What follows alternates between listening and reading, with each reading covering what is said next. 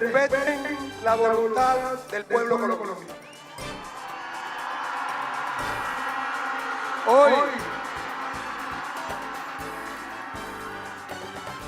Hoy los colombianos me han elegido bajo el mismo sistema que hace 4 años eligió a quien es hoy el inquilino de la Casa de Nariño.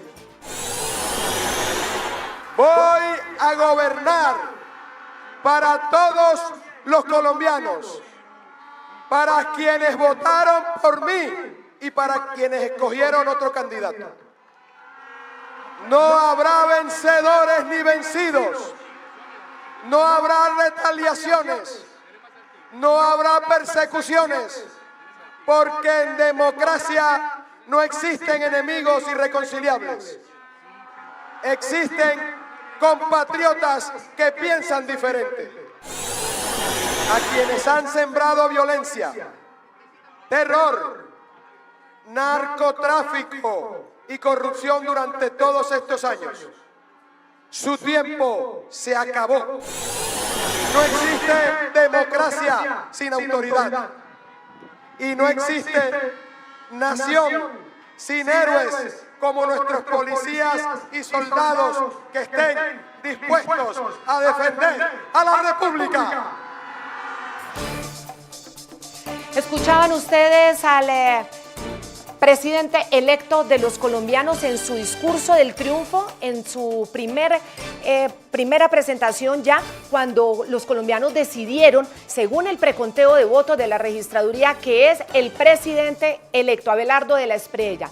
Según el preconteo de los votos en esta segunda vuelta de los comicios celebrada hace muy pocas horas, domingo 21 de junio, era ya de noche, eran las 9 de la noche, cuando Abelardo de la Espriella entregaba estas muy claras, contundentes palabras y un discurso muy conciliador con todos aquellos votantes que no decidieron en las urnas por él. Va a gobernar para todos, lo dijo. Las cifras, aunque por un estrecho margen, menos de un punto porcentual, miren ustedes, 0,96%, 250.830 votos de diferencia, según este preconteo y según la formalidad de la registraduría. El candidato opositor al gobierno del presidente Gustavo Petro logró imponerse en las urnas al candidato oficialista Iván Cepeda, pese a muchas dificultades en esta campaña. 1, el voto fusil, la muerte, las amenazas, la carnetización, la presión a los votantes por parte de los grupos criminales denunciadas por las autoridades regionales y las comunidades en los departamentos como Chocó, Cauca, Nariño, Meta, Guaviare y Caquetá. Bueno, el candidato de Petro, Iván Cepeda, tampoco logró la victoria, pese a que todo el aparato estatal se volcó a favor de su campaña de una manera muy turbia, atención, con la feria de contratos, la contratitis desaforada y multibillonaria. Mucha atención, antes de la entrada en vigencia de la Ley de Garantías, no pudieron ni entregando a dedo más de 31 billones de pesos. Más de 80.000 contratos públicos, contratos que miren en dólares, equivalen a 8.600 millones de dólares. Esto no lo habíamos vivido en Colombia nunca, justo días antes de que entrara la Ley de Garantías que prohíbe la contratación estatal. Cepeda tampoco logró ganar ni con el nepotismo reinante de este gobierno, donde los familiares de los funcionarios han logrado multimillonarios contratos. Nosotros les hemos puesto este ejemplo de Aida Quilcue, quien era la fórmula vicepresidencial de Iván Cepeda. Tampoco pudieron con estos contratos estatales, que bueno, aquí ustedes los están viendo bajo modalidades diversas. Vamos a ver el siguiente. De la Espriella logró ganarle al candidato oficialista a pesar del ataque permanente, constante del presidente Gustavo Petro a la institucionalidad y a su evidente y denunciada participación indebida en política, los tarimazos, además de otros funcionarios públicos que en la Procuraduría ya tienen 192 procesos abiertos, 126 procesos en indagación previa, 67 en investigación disciplinaria, mientras que 13 han sido sancionados. de la Espriella logró superar en votos a Iván Cepeda pese a todas esas graves denuncias de presunta compra de votos a favor del candidato oficialista. De la Espriella señaló y denunció con nombres propios ante Estados Unidos solicitando sanciones a más de 30 personas como presuntos mercaderes, congresistas, empresarios y hasta funcionarios del gobierno de Gustavo Petro. Ganó y es el presidente electo de los colombianos. Sergio, estábamos hablando de esas primeras palabras de él como presidente electo y sobre todo esa promesa que le hace a los colombianos de ser el presidente de todos, no solamente de los que votaron por él, sino de todos esos colombianos que, como él dijo, escogieron o votaron por los otros. Bienvenido. Claudia, mucho gusto de estar en el programa. Básicamente, el discurso del presidente es un discurso presidencial. Se puede diferenciar el tono de una persona que viene haciendo una candidatura con toda la resiedumbre y la posición diferencial con un presidente ya elegido por el pueblo colombiano. Y el tono es un tono parecido a lo que es la persona de Abelardo de la Espriella, pero ya con la responsabilidad de estar investido por una votación que es la votación más alta que presidente alguno haya recibido. Claro, muy importante el tono y hablar de esto.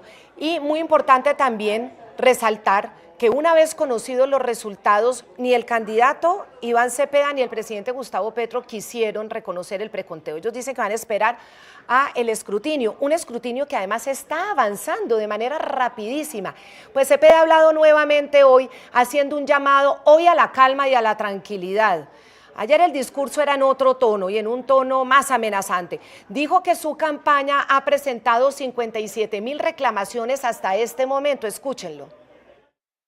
Reclamaciones que nos, digamos, facultan y que obligan a los escrutadores, a los jueces escrutadores y juezas a verificar estas alegaciones que hemos hecho.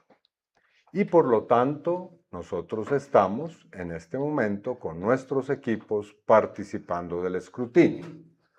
Para claridad de en qué momento estamos de esa labor, anoche finalizó el escrutinio municipal, en el día de hoy comienza el escrutinio departamental, creemos que el miércoles comenzará el nacional, y estamos a la espera del escrutinio de la votación internacional. Muy bien, ¿cuánto crecieron en votos o cuánto crecieron los votos de cada candidato respecto de la primera vuelta presidencial? Ya se los vamos a mostrar. Lo cierto es que el escrutinio avanza de manera rapidísima. Rapidísima, ya el escrutinio municipal está y ya las autoridades se comprometen a tener el escrutinio total a más tardar el miércoles para poder investir el jueves al presidente y al vicepresidente electos. Aquí está la diferencia del preconteo, ya les vamos a mostrar cómo va el escrutinio. Pero miren, frente a esto muy concretamente, ¿qué significa el hecho de que tanto Iván Cepeda como el presidente Petro no hayan sido capaces de reconocer la derrota en la jornada de ayer, como es tradición democrática en Colombia, Leonardo? Pensaría que lo cerrado de los resultados obviamente determinan la necesidad de que el candidato haya planteado el tema del escrutinio. Sin embargo, yo quisiera plantear lo siguiente. La conversación de la derrota fue convertida en plataforma de oposición. A mí me parece que cuando Cepeda dice que somos la fuerza decisoria y que van a ser oposición, está reconociendo la derrota y me parece que eso es importante. Me parece que de todas maneras, en el contexto de una campaña que fue tan dura y que fue tan agresiva, plantear de la manera como la planteó, cambiando inclusive la forma como se refiere al presidente electo, me parece que es muy importante destacar. Pero obviamente que los colombianos estamos esperando que haya con el escrutinio la aceptación de los resultados y que empecemos un proceso de entrega del poder y que entremos en una fase distinta de esta confrontación y, para que llegue el nuevo gobierno con todas las posibilidades de plantear su plataforma de gobierno y no quedarnos en este debate encarnizado en el que estamos desde hace varios meses. Entonces me parece que el candidato planteó en su en su discurso esa derrota como una plataforma de oposición y creo que pues me parece que eso es muy valioso en este contexto en que estamos conversando. Frente a la oposición, él dice que les va a garantizar los derechos de la oposición y además fue muy claro en el discurso, dice, senador electo Iván Cepeda, le voy a garantizar, pero lo que no voy a admitir es que usted use la violencia. En eso fue absolutamente contundente. Yo quiero saber, Sergio, ¿usted qué opina del hecho de que se haya roto esa tradición democrática en Colombia? Clave, y es que quien pierde reconoce que perdió, así sea por pocos votos, como ha sido en el pasado. Ahora vamos a repasar. No ha sido los primeros comicios que han estado muy cortos entre uno y otro. Esto ha pasado muchas veces y el que pierde reconoce. ¿Qué mensaje manda y de aquí al futuro y sobre todo de aquí al momento de la investidura, quienes van a ser la oposición, precisamente Abelardo de la Espriella, Sergio? Pues, Claudia, básicamente el presidente Petro, que es quien ha encabezado la encuesta, perdón, la elección de Iván Cepeda o la pretensión de elección de Iván Cepeda, el candidato prácticamente ha sido Petro más que el propio Iván Cepeda, se pasó los últimos 15 días preconstituyendo la prueba para poder descalificar el resultado electoral. Las encuestas mostraban con mucha claridad que Abelardo ganaría las elecciones. Ahora, el resultado es apretado y no es apretado. Hay que recordar que Ernesto Samper ganó la presidencia por 145.000 votos, otro candidato después 200 y pico mil votos. Esto es algo parecido a 300.000 votos, 270, y básicamente es una victoria clara, y hay que pensar también en el número de votos y cómo Colombia sobrepasó la cifra de los 26 millones de votos, que es una diferencia muy importante entre la primera y la segunda vuelta. Yo creo que en el discurso del presidente electo hay un mensaje muy claro cuando le dice senador a Iván Cepeda, reconociendo su papel de oposición. Abelardo Lespriella es un constitucionalista, es un abogado, es un hombre con una comprensión perfecta de las garantías que se tienen que dar desde el Estado para quien ejerce la oposición, y así lo dijo, expresa y claramente. Por lo tanto, las garantías están completamente desplegadas para la oposición. Pero eso sí, la firmeza que el candidato Abelardo Lespriella expuso en toda su campaña se hizo presente en su discurso también, y se va a hacer presente en una forma de ejercer el gobierno que le será típica y que va a romper con el paradigma de que aquí en Colombia todo hay que decirlo de una manera políticamente correcta. Abelardo Lespriella habla lo que piensa y su forma es directa, y así va a seguir expresándose a los colombianos. Cuando usted dice que preconstituían una prueba, ¿a qué se refiere? Porque me gusta eso de no hablar políticamente correcto, porque al comienzo de este programa fuimos claros, pese a que fueron unas de las elecciones más difíciles en la historia de Colombia, sobre todo en las garantías para los candidatos opositores. Además, una campaña que comenzó con un magnicidio y un asesinato que no lo podemos olvidar, el de Miguel Uribe Turbay, es que no lo podemos olvidar, tras una arremetida verbal y una narrativa violenta de Gustavo Petro, y pese a cómo se volcó sin ningún escrúpulo, no recuerdo como periodista que estoy cubriendo desde la campaña de Samper y Pastrana, tanta mano oscura del Estado metida para apoyar a un candidato oficialista. No existe un comparativo tan impresionante como lo que vivimos en estas elecciones. Entonces, cuando usted habla de preconstituir una prueba, ¿a qué se refiere, Sergio? Me refiero a que Petro, en diferentes trinos y en diferentes expresiones, en discursos, en alocuciones que hizo los días previos, se la pasó hablando, poniendo en entredicho el mismo sistema electoral que lo eligió a él. Por eso el presidente electo, Abelardo Lespriella, ayer le dijo claramente: el sistema que lo eligió a usted es el mismo que acaba de producir este resultado. Porque Petro no ha hecho sino cuestionar el sistema electoral, hablando de Thomas Greganzón y hablando de los códigos electorales y cómo no se entregaron las claves de no sé qué cosa. Es decir, todo tipo de artilugios discursivos para tratar de cuestionar el resultado que él ya preveía y pensaba que le sería adverso, porque las encuestas lo mostraban muy claramente. Ahora, el gobierno hizo campaña. Abelardo del Espriella no solamente derrotó a Iván Cepeda, sino que derrotó en la persona de Iván Cepeda al Estado colombiano puesto al servicio de una candidatura. Y eso marca un antes y un después, porque en la política colombiana jamás un Estado se había enfrentado a un candidato. Y Abelardo derrotó al Estado colombiano puesto al servicio de la candidatura de Cepeda. Eso hace una diferencia enorme y hay que hacer toda una recuperación institucional para volver a poner las cosas en el lugar que deben estar. Sí, y me gusta que lo hablemos. ¿Por qué me gusta? Porque de todas maneras hay que parece una intención de deslegitimar unas elecciones. Y esto de cara a un gobierno que va a ser muy difícil por esa oposición, cuando la gente siente o le dicen que su voto fue violentado o que ellos son las víctimas, que el que robó fue el otro, va a ser y va a dificultar las cosas. ¿A ustedes les preocupa o no les preocupa ese intento de deslegitimar precisamente unos resultados que, bueno, que se dieron en franca lid para el opositor, pero que no fue en franca lid porque finalmente fue contra un aparato estatal metiéndose absolutamente en todo? El voto fusil, los beneficios para los criminales, la contratación desbordadísima previo a las regulaciones que prohíben precisamente esa contratación en la ley de garantías, pese a los tarimazos y la indebida participación en política como quedó denunciada. Leo, ¿qué piensa usted frente a eso, frente a esa narrativa de querer deslegitimar unos resultados que pese a eso dieron con un ganador? Pues yo plantearía esto con una perspectiva optimista de la institucionalidad colombiana.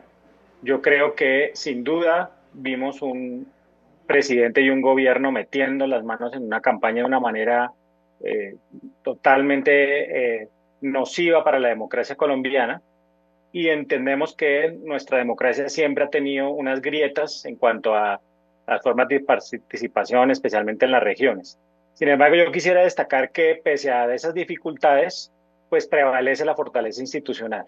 Y yo creo que ese es un mensaje que debemos dar muy claro a todos los colombianos, y es que pues todo el aparato, la registraduría, especialmente la fuerza pública, los organismos de control en distintas formas, y también los veedores internacionales que nos acompañaron, dan cuenta de unas elecciones que, aunque fueron muy difíciles, resultaron en, como decía Sergio al principio, en las elecciones con mayor participación en la historia del país. Colombia es, después de Estados Unidos, la democracia en toda América que más veces ha realizado elecciones democráticas. Y me parece que este escenario de confrontación, pues de campaña, tenemos que llevarlo hacia un escenario de gobierno en el que tenemos que pues darle todo el optimismo al gobierno que llega, sí, y darle toda la institucionalidad a esa nueva forma, al nuevo poder que va a ejercer Abelardo de las Prieto. Y usted y usted toca el punto clave, Leo, porque esto hay que ya traspasarlo a el nuevo escenario, que es un nuevo gobierno, y con ellos de opositores. Es decir, Gustavo Petro deja la presidencia y viene a encabezar la oposición sin ninguna duda, con un Iván Cepeda en el Congreso, en el Senado, pero conocemos cómo es Gustavo Petro de opositor. Mire, vamos a volver al tema de las diferencias con otras elecciones del pasado, porque hicimos el ejercicio. Menos de un punto porcentual, es cierto, pero miren, es que nos podemos remontar a las elecciones, imagínense, de Misael Pastrana con Gustavo Rojas Pinilla, fueron 63.000 votos de diferencia, claro. El censo electoral era mucho más bajito y los porcentajes de pronto no eran tan cercanos, pero mira, era un 40%, un 40-69 contra un 39-09, ajustadísimo, y estamos hablando ya de décadas atrás. Vamos a ver el que sigue. En el 1978, Julio César Turbay versus Belisario Betancur. ¿Cómo fueron estas elecciones? La diferencia fueron 147.000 votos, de un 49-50 a un 46-50%. Ahora vamos al siguiente, esto fue en el 78, vamos a irnos a 1994, la primera vuelta Ernesto Samper, 45-30, miren ustedes con Andrés Pastrana, hubo 18.000 votos de diferencia. Sigamos, en la segunda vuelta, Ernesto Samper con el 50-57%, Andrés Pastrana 48-45%, y la diferencia fueron 156.000 votos, y todos ellos salían y reconocían su derrota sin ningún problema. Vámonos ahora al 98. Horacio Serpa en primera vuelta versus Andrés Pastrana, 33.000 votos de diferencia apenas. Ahora vamos a la segunda vuelta. ¿Cómo quedó esa segunda vuelta? Y todos, absolutamente todos los candidatos en ese entonces aceptaban aceptaban su derrota. Ya después venían de pronto otras discusiones, como cuando ya se descubrió el proceso 8000, Sergio. Entonces, desde la visión del nuevo gobierno de Abelardo de la Espriella, ¿cómo interpreta usted va a ser esa oposición en Colombia si así comenzamos, que la institucionalidad de la presidencia se niega a reconocer unos resultados?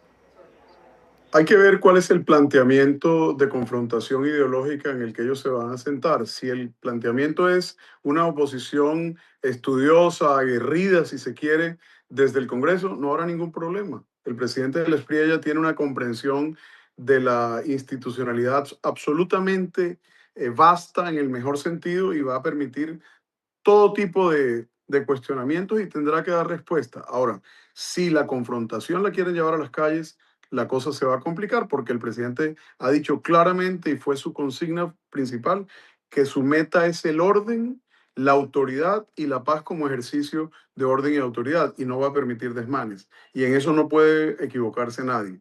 El presidente Abelardo de la Espriella ya tiene toda la determinación y toda la claridad sobre sus funciones, sobre sus competencias y no va a permitir que Colombia sea destruida porque simplemente la izquierda ha apelado históricamente al caos ciudadano, a la destrucción y a la sensación de zozobra porque saben reinar en el caos. Petro ha sido el rey del caos y permanentemente todo su gobierno mantuvo una situación comunicacional caótica con sus electores y con el otro bando y se encargó siempre de dividir al país para mantener esa confrontación y estar ahí en la primera línea de todas las acciones. Todavía ahora en elecciones, el papel del presidente fue consistente y reiteradamente dedicado a participar en política. La Procuraduría quedó siendo un chiste y toda la función disciplinaria del procurador frente a la no intervención en política quedó siendo una burla porque el presidente no respetó eso y es una cosa que lo ha hecho sistemáticamente sin parar a lo largo de todo el tiempo y no de un día a los siguientes 15, sino todos los días interviniendo en política. Cuestiona todo tipo de cosas, así como también cuestionó en los Estados Unidos la autoridad del presidente Trump, pero cuando de los Estados Unidos viene un apoyo a un candidato, entonces le parece una cosa escandalosa. Petro es el rey del caos, eso es lo que él ha sido, y él va a querer mantener eso, y eso en este gobierno me temo que no se va a poder, Claudia. Bueno, yo creo que los mensajes están siendo muy claros y yo creo que finalmente ante un escrutinio que avanza rápidamente, bueno, el gobierno de Gustavo Petro tendrá que tomar una decisión ya finalmente, si va a seguir en esa confrontación o no. Y mucha atención, porque la institucionalidad está demostrando que puede frente a una voluntad de un ejecutivo que quiere cambiar las reglas. Vamos a hacer una pausa y ya regresamos y les mostramos cómo va el escrutinio y sigo conversando con ustedes dos.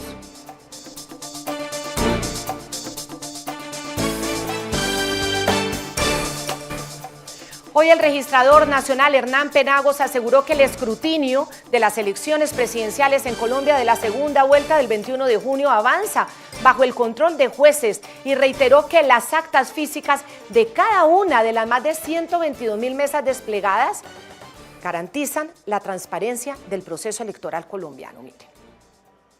El día de ayer avanzaron los escrutinios municipales, esos que hacen 9.000 jueces y notarios de Colombia en un número muy alto, cerca de 3.000 comisiones escrutadoras, más bien 2.992.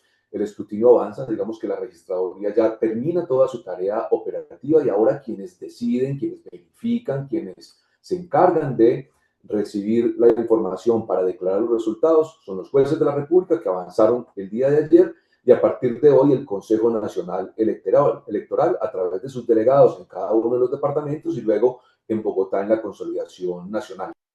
El procurador general Gregorio El Hash, quien supervisa en Bogotá el avance de los escrutinios, señaló hoy que no existen pruebas de un supuesto fraude en el proceso electoral. Dijo que las reclamaciones son atendidas por las autoridades competentes y pidió respetar los resultados que certifica el Consejo Nacional Electoral. Que al final de toda elección se respeten los resultados que digan las urnas, se respete lo que termine diciendo el Consejo Nacional Electoral después de haber agotado todos los recursos, todas las instancias y todas las posibilidades de reclamación o de impugnación. Bien, Leonardo García, analista político y analista electoral. Las autoridades han sido muy claras. El proceso del escrutinio avanza como tiene que avanzar. Y el procurador ha dicho que no hay ninguna prueba, nada, de ningún fraude. ¿Qué piensa usted? Pues creo que es muy importante, entiendo el inicio de este proceso de escrutinio, pero creo que lo primero es que el presidente de las previas sea proclamado sin asteriscos. El escrutinio está en curso, está el proceso de impugnación, que hace ruido obviamente, pero creo que lo que hay que vigilar no es el resultado, que en mi opinión no va a cambiar. Históricamente, la revisión del escrutinio respecto al preconteo, pues en el caso más grande es 50.000 votos, lo que no cambiaría el resultado final. Entonces creo que es muy importante vigilar es el tono con el que el presidente Petro y el candidato, su candidato Cepeda, transiten de esa impugnación al reconocimiento, ¿no? Necesitamos un reconocimiento que llegue limpio para que podamos arrancar un gobierno con oxígeno, no que llegue envenenado ni con sombras de ilegitimidad, que no es bueno para el país en este momento. Por más que el resultado sea apretado, el resultado está en los marcos de nuestra institucionalidad, y pues es un resultado que debemos respetar y que debemos defender. Entonces creo que pues hace bien el registrador, y tenemos que obviamente rodear al registrador para que este proceso termine a la mayor brevedad y podamos ya pasar la página del proceso electoral y centrarnos en la del gobierno. Creo que es muy importante para el presidente electo que pasemos esa página y entremos en la página de su primera batalla, que es obviamente el relato de su gobierno, cómo va a componer el poder, que es donde se define cuál será obviamente su gabinete y cuál será la forma específica, realmente el test de cuál va a ser el estilo de su gobierno. Creo que deberíamos pasar esta semana muy rápidamente. Ya estamos, creo que la sociedad colombiana muy agotada de una campaña muy larga, muy difícil, y que nos quisiéramos meter en el proceso en el que veamos cuál va a ser el talante del nuevo gobierno, las propuestas del nuevo gobierno, el programa del nuevo gobierno, para que la discusión democrática continúe sin dilaciones. Sí, desde el punto de vista de quien es demócrata, obviamente esto es lo ideal, que la institucionalidad reconozca, que el presidente reconozca, que obviamente el nuevo gobierno entre sin precisamente esas manchas de ilegitimidad que le quiere dar el gobierno Petro. Pero seamos sinceros, Sergio, el gobierno Petro sí le interesa darle esa entrada a el presidente electo, Abelardo de la Espriella, o hacer todo lo posible precisamente para que además sus bases crean, hacerles creer que es que esto no es justo. Pues pronto sabremos los signos que dé el presidente Petro. Él por ahora tiene dos problemas. Y es quién va a ser el jefe de la oposición en el próximo gobierno, si Iván Cepeda o Gustavo Petro. Porque él ha estado caracterizándose todos estos últimos días, más que como un presidente, como un jefe de un partido de oposición al futuro, previendo la derrota. Ahora, ¿cómo se perfile eso? Será muy importante, porque Cepeda y Petro no son iguales, aun cuando defiendan las mismas causas. Lo que sí veo yo es que ahí se plantea un problema para la oposición, porque Petro va a tratar de ejercer un protagonismo muy grande, como lo ha hecho siempre, y el señor Iván Cepeda, con el caudal de votos, queda muy también respaldado para poder ejercer la oposición. Entonces hay una ambivalencia bien compleja de resolver. No obstante, yo creo que la diferencia de votos, si bien parece poco en la cuantía de 26 millones, es un número bien grande de votos. Estamos hablando de 7 veces el estadio del Campín lleno de gente. No son ni 1.000, ni 10.000, ni 20.000, ni algo parecido a lo que acaba de ocurrir en el Perú. Es un grupo de votos muy plural y muy grande, de todas maneras, aun cuando parezca un porcentaje pequeño. No obstante, ya el resultado está dado, y eso se va a resolver en las comisiones escrutadoras, que no en un pleito electoral, sino en una comisión escrutadora que ya a este punto ha validado y valorado el 99% del preconteo, porque hay que decir, el trabajo de la registraduría ha sido excepcionalmente bueno. Sí, mire, hay un dato muy importante y es el escrutinio. Hoy ya, a esta noche, llega al 99.95%, con 118.291 mesas ya escrutadas. Faltan 59 mesas, esto ya no es nada. O sea, esta misma noche, seguramente de aquí a mañana, ya ese escrutinio hecho por los jueces ya va avanzando. Desde mañana comienza el nacional. A mí me dijeron los magistrados, con los que hablé personalmente del Consejo Nacional Electoral, que el miércoles lo más probable es que ya tengan el escrutinio hecho para el jueves poder entregarle las credenciales tanto al presidente electo como al vicepresidente electo. Y este escrutinio no ha mostrado mayor diferencia entre unos votos u otros. El mismo procurador lo dice, aquí no hay ninguna mancha de fraude como lo quieren presentar. Usted, Sergio, ¿qué sabe desde ya no la campaña, sino desde el grupo que acompañará al presidente electo, qué piensan hacer frente a esta narrativa que están tratando de tejer? Mire, el gobierno de Abelardo Lespriella va a ser un gobierno muy serio. El presidente no va a ser un presidente ni de trinos permanentes, ni de ruedas de prensa, ni de entrevistas. El presidente va a hablar con los hechos, el presidente va a hablar con sus decisiones administrativas y va a producir resultados muy rápido en muchas áreas.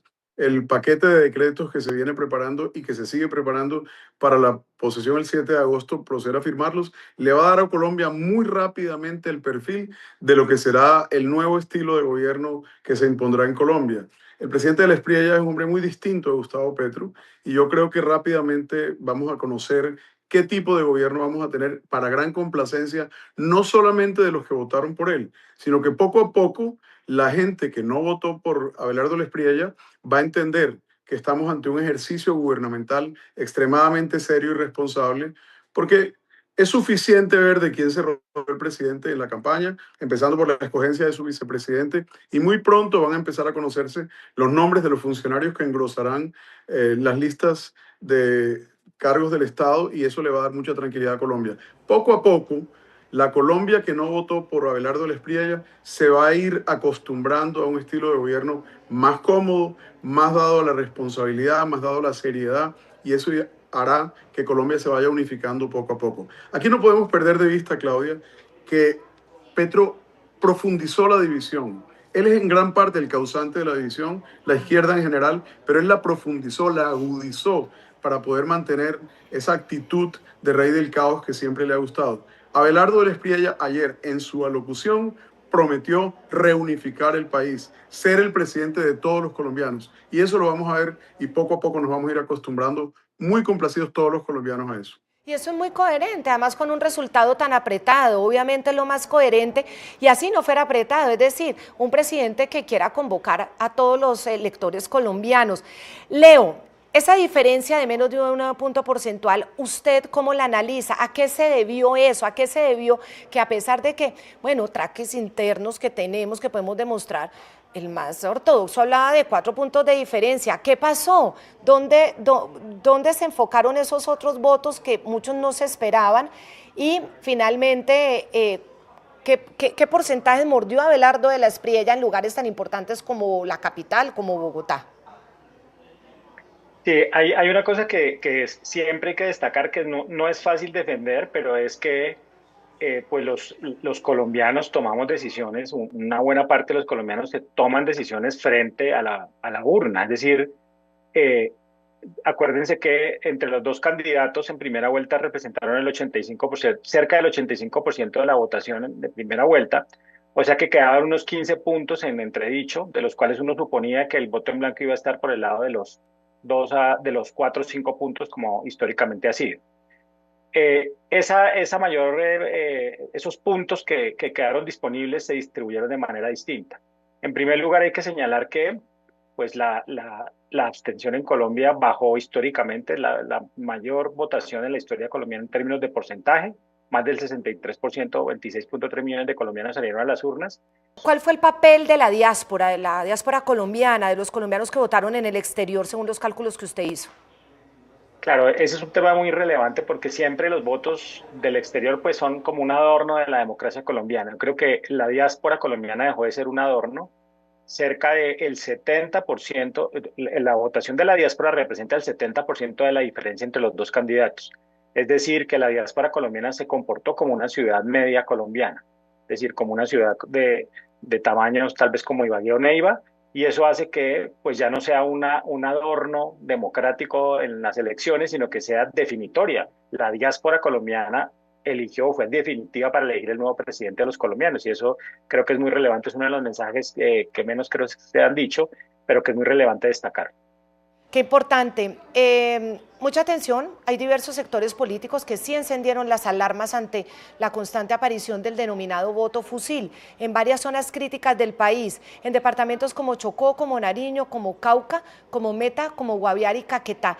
Muchas denuncias apuntan a que los grupos armados ilegales no solo condicionaron la intención de voto de comunidades bajo amenazas directas, sino impusieron o fotografiar o grabar el tarjetón marcado con teléfonos celulares para constatar el respaldo a su candidato de conveniencia. Eso es el constreñimiento. Sergio, frente a esto que dijeron anoche ahí también en medio de la celebración, ¿qué tanto pesó esta expansión de los grupos criminales en Colombia en que la distancia no quedara más grande entre los dos candidatos? ¿Qué tanto pudo haber influido? Tuvimos la biopsia de lo que iba a ser la segunda. Hay una cantidad muy grande de puestos de votación con 100% de votos por el señor Iván Cepeda, lo cual clasifica como una atipicidad monumental. Recordemos que aquí en Colombia hubo un proceso famosísimo en donde se resaltaba la atipicidad a partir del 60% de la votación. Aquí estamos hablando de votaciones del 100%. Pero es que además aquí hay que recordar que la forma como intervienen los grupos armados en las elecciones no es llevando las personas una por una con el fusil en la espalda, no. Muchas veces entran a la registraduría, cogen las actas, marcan los votos, las meten directamente en las urnas y nadie es capaz de confrontar un grupo armado que llega e interviene de esa manera.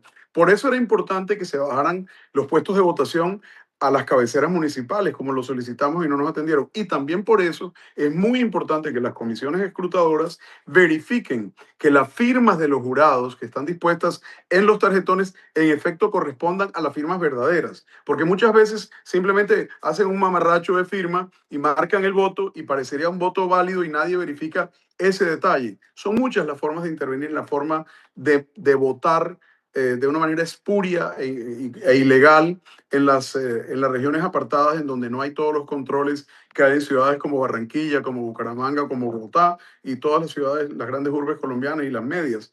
Ese voto que parece marginal, en un margen como el que tenemos hoy en día como diferencial para la elección del presidente, se va volviendo importante en urnas donde la votación es ya de entrada completamente típica, con un 100% de votación por uno de los dos candidatos. Por eso hay que ser especialmente riguroso en la forma de escrutar esa votación y de verificar cómo están marcados los tarjetones.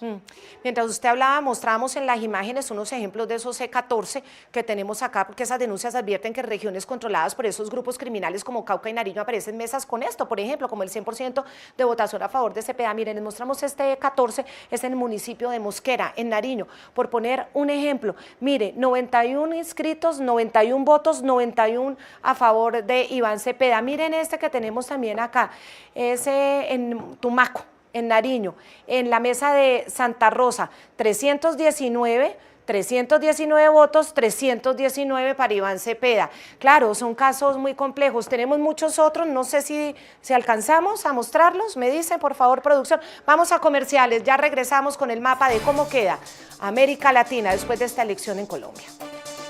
Con el resultado de la segunda vuelta presidencial en Colombia, el mapa político de América Latina suma otro país a la derecha. Podemos llamarlo así, si vivimos entre izquierdas, derechas y las tiranías, reafirmando la tendencia de los últimos años. Miren ustedes, quedan dos gobiernos de izquierda, que es el de México y Brasil, gigantescos países muy importantes. El resto son 12 gobiernos en el resto del mapa que ya conforman ese bloque de derecha, y los tres regímenes totalitarios que son Cuba, Venezuela y Nicaragua. Perú lo tenemos en gris. Porque Perú, como está el tete-a-tete entre Keiko Fujimori y el otro candidato, pese a que ya las autoridades electorales han dicho que el triunfo lo tiene Keiko, pero ya todavía, pues formalmente no ha sido decretada la presidenta electa. Así que, bueno, por eso lo ponemos ahí, porque ese ha sido muy difícil. Bueno, vamos a ver lo que dijo el presidente de los Estados Unidos, Donald Trump, hoy en conversación ahí con los periodistas sobre el triunfo de Abelardo de la Espriella. Me llamó anoche y me agradeció mi apoyo. Ganó las elecciones. No se esperaba que ganara, pero ganó y ganó con facilidad. Es un honor. Era un hombre bueno, lo veía hablar un poco y siempre habla. Ya saben, cuando le cae bien a la gente, me cae bien a mí. Es muy sencillo, es una fórmula muy simple y me cayó bien. Dijo cosas muy bonitas sobre mí y el trabajo que hemos hecho en Estados Unidos y fue muy poderoso. Y ganó unas elecciones en Colombia que, no sé, algunos se sorprendieron porque iba un poco más atrás, pero ganó fácilmente anoche. Y me llamó a las 8:30 de la noche solo para agradecerme mucho y le dije, hiciste una gran campaña, el Tigre, ¿verdad? El Tigre. Quiero preguntarles a los dos ya para concluir el programa, el efecto Trump en estas elecciones, ¿cómo lo calificarían ustedes, Leo? Yo creo que sí hace parte del fenómeno pendular de regreso de gobiernos de la derecha en el continente. Y creo que me parece que es un hecho que hay que describir antes que calificar. Eso es decir, es una realidad que la experiencia que han tenido una gran parte de los países del continente, pues ha sido una experiencia que ha definido el retorno de los gobiernos de derecha. Me parece que la alternancia es un elemento importante en las democracias y creo que es muy importante también distinguir entre las derechas, porque hay distintos tipos de derechas, pero creo que ahí es donde el análisis hay que hacerlo fino. Creo que el planteamiento inicial del presidente electo colombiano está poniendo un foco muy importante en las instituciones y está poniendo un énfasis muy importante en un estilo que parecería, digamos, que con responsabilidad democrática, y hay que sonar optimista y hay que ser optimista frente a ese planteamiento que hace el presidente electo. Y Sergio, el efecto Trump, porque hubo denuncias frente a la compra masiva de votos. Esto, al haberlo denunciado ante las autoridades de Estados Unidos, ¿ustedes creen que sí hubo disuasión? Es decir, que no hubo tanta compra de votos como aparentemente iba a ser.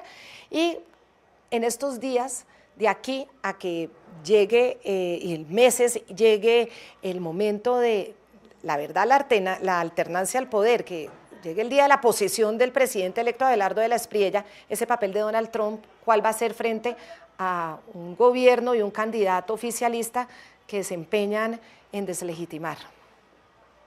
Claudia, el papel de los Estados Unidos y específicamente la actitud determinada y contundente del presidente Donald Trump respecto de la necesidad absoluta de transparencia en el proceso electoral colombiano fue totalmente determinante. No tanto en el efecto de compra o no compra de votos, que yo creo que de todas maneras sí la hubo y la hubo en grado superlativo, sino en un aspecto mucho más importante, y es el que disuasivamente sí fue vital para que no se desataran desmanes desde el gobierno colombiano en las calles de Colombia con el resultado que hubo. Es decir, en el pasado el gobierno colombiano ha estado permanentemente llamando a huelgas y todo, a pesar de que las huelgas son casi que contra el mismo gobierno. Petro las ha desatado. Antes de eso, en el gobierno de Iván Duque, desde el gobierno venezolano se financió y se impulsó el levantamiento criminal que aquí le llaman rimbombantemente y equivocadamente estallido social. Y esta vez la actitud contundente y determinada de Donald Trump y de los Estados Unidos fue muy importante desde el punto de vista disuasivo para que aquí no surgiera una supuesta protesta frente a lo estrecho de los resultados, que sí, vuelvo a decir, a mí no me parece estrecha, sino que simplemente porcentualmente es de baja cuantía, pero que en votos es mucha gente. 300.000 votos son 300.000 personas y eso es mucha gente. La mayoría de las ciudades de Colombia no tiene esa cantidad de habitantes. Entonces, sí fue determinante y yo estoy personalmente muy agradecido con la forma como los Estados Unidos hizo una monitoría sobre la transparencia electoral y sobre todo sobre la necesidad de que el gobierno garantizara el orden ciudadano después de que Colombia votó libremente con el resultado que ya conocemos. Bueno, nos quedan unas horas para saber finalmente, una vez entregado ya los resultados del escrutinio, obviamente las actas que ya confirman y ya dicen formalmente, el Estado dice, usted es el no presidente de Colombia, el presidente electo. Vamos a ver qué actitud va a tomar un gobierno que hasta el momento pues, ha demostrado no tener ningún poder en meter su mano. Y estos mensajes desde Estados Unidos, a ver también cómo hace que cambie o no ese comportamiento. Muy interesante escucharlos a ustedes dos hoy aquí en el programa de la noche. Muchísimas gracias, tanto a Leo García como... Y más adelante volveremos a consultarlos. Que tengan buena noche. Muchas gracias.